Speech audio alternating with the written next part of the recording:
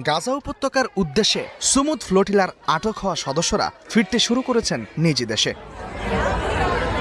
শনিবার ওয়াশিংটনের ডালাস আন্তর্জাতিক বিমানবন্দরে এক আবেগঘন পরিস্থিতির সৃষ্টি হয়। ইসরায়েলি বাহিনী কর্তৃক আটক ও পরে বিতাড়িত ফিলিস্তিনি আমেরিকান অ্যাক্টিভিস্ট হাইথাম আরাফাত যখন পৌঁছান, তখন সমর্থকরা ফিলিস্তিনি পতাকা উড়িয়ে তাকে স্বাগত জানান। ফিলিস্তিনিরা অনেক কিছুর মধ্যে দিয়ে যাচ্ছে। ফিলিস্তিনিরা যা ভোগ করছে আমরা কেবল তার সামান্য কিছুই উন্মোচন করেছি মাত্র, কিন্তু সেখানে প্রতিদিন হাজার হাজার মানুষ লাঞ্ছিত ও অপমানিত হচ্ছে।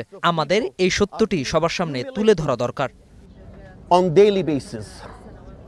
গত ১৯ মে আন্তর্জাতিক জলসীমায় ত্রাণবাহী ৫০টি জাহাজ আটকে দেয় ইসরায়েলি বাহিনী। সেখান থেকে ৪৩০ জন স্বেচ্ছাসেবক আটক করা হয়। ফ্লোটিলার আয়োজকদের দাবি, একটি ইসরায়েলি ল্যান্ডিং ক্রাফটকে অস্থায়ী কারাগারে রূপান্তর করে সেখানে তাদের আটকে রাখা হয়। অন্তত ১৫টি যৌন নির্যাতনের ঘটনাও ঘটেছে সেখানে।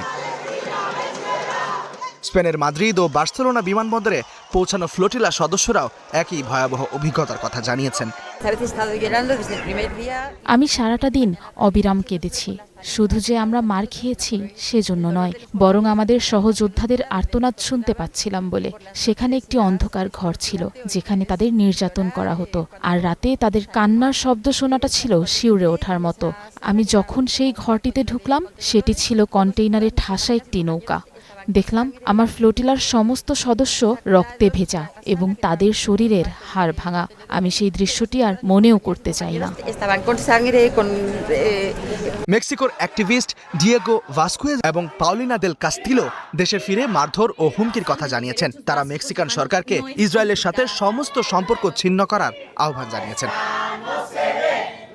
ইসরায়েলি কারা কর্তৃপক্ষ অবশ্য সমস্ত অভিযোগ অস্বীকার করেছেন। তাদের দাবি, প্রতিটি বন্দীকে আইন মেনে এবং মৌলিক অধিকার রক্ষা করেই রাখা হয়েছে। তবে বন্দি শিবিরে এক ইসরায়েলি মন্ত্রীর বন্দীদের উপহাস করার ভিডিও সামাজিক যোগাযোগ মাধ্যমে ছড়িয়ে পড়ায় দেশটির উপর আন্তর্জাতিক চাপ আরও বেড়েছে।